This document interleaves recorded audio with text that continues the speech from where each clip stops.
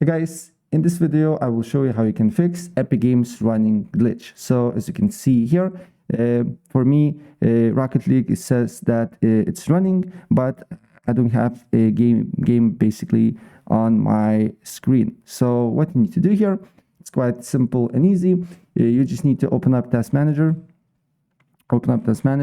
then look for the game that is running. In my case, it's Rocket League.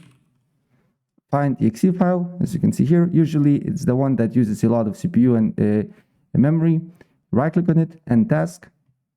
And after that, what you need to do here next, also look for Epic Games.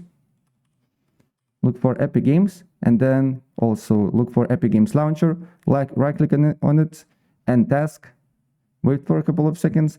It should be no Epic Games tasks left. And then what you need to do here is to find Epic Games Launcher, right click on it, run as admin, press OK, wait for a couple of seconds, and now you just need to run the game, and it will be no running glitch, and the game should work. So yeah, that's basically it. And if I helped you out, please press like button and subscribe for more. Take care. Bye.